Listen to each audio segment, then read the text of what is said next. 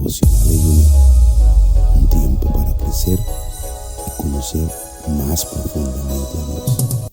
Bienvenidos. Muy buenos días, amados. Continuamos con el devocional de el favor y la gracia de Dios. Hoy vamos a hablar acerca del llamado de Dios por la fe. Dice Hebreos que sin fe es imposible agradar a Dios. Abraham agradó a Dios por la fe y obedeció y recibió lo prometido.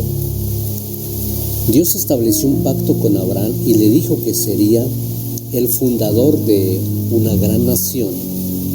No solo esta nación sería bendecida, sino todas las naciones del mundo serían bendecidas a través de la descendencia de Abraham. Y de la descendencia de Abraham nació Jesucristo para salvar a la humanidad. Por medio de Cristo todas las personas pueden tener una relación con Dios y ser bendecidas tremendamente. La historia de Abraham se vuelve realmente interesante al comienzo de Génesis capítulo 12. En los primeros 3 versículos vemos el llamado que Dios le hace a Abraham.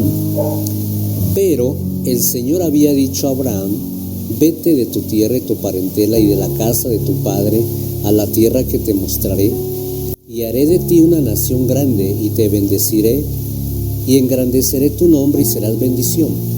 Bendeciré a los que te bendijeren, y a los que te maldijeren maldeciré, y serán benditas en ti todas las familias de la tierra. Dios llama a Abraham estando en su tierra Harán, y le dice que vaya a una tierra que él le mostraría. Dios también le hace 3 promesas a Abraham. Primero, la promesa de una tierra que iba a ser de él. Segundo, la promesa de hacer de él una gran nación.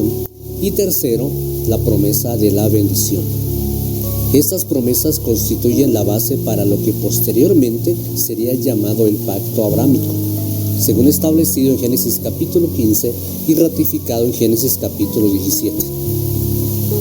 Lo que realmente hace especial a Abraham es que él obedeció a Dios. Génesis capítulo 12 versículo 4 registra que después de que Dios llamó a Abraham, él fue, como el Señor le había dicho. El autor de Hebreos usa varias veces el ejemplo de la fe de Abraham y se refiere específicamente a este sorprendente hecho.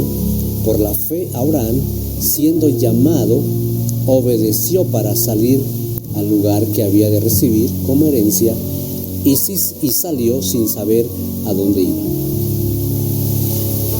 ¿Cuántos de nosotros dejaríamos atrás todo lo que es familiar para nosotros y simplemente salir sin saber nuestro destino?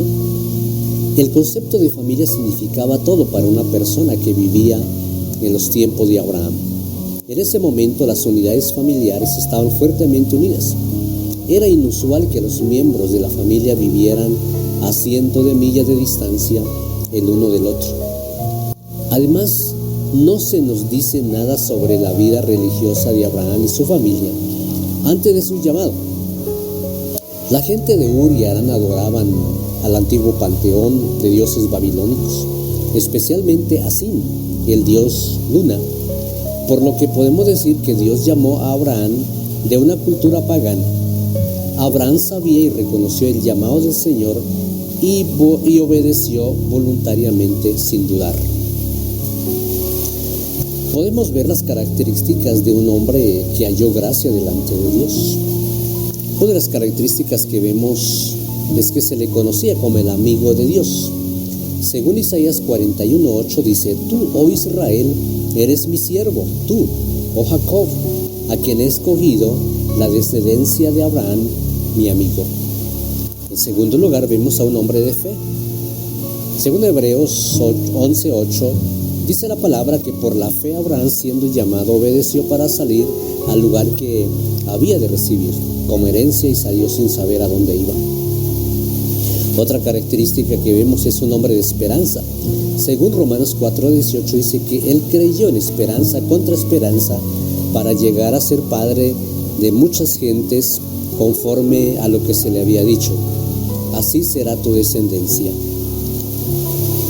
Otra característica más que notamos es que era un hombre justo.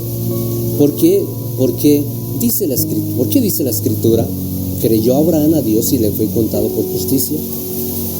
¿Fue la obediencia una de sus virtudes más destacadas? Se recuerda bien el mandato divino de sacrificar a su hijo Isaac, uno de los hechos más relevantes no solo en el Antiguo Testamento, sino de todo el conjunto bíblico.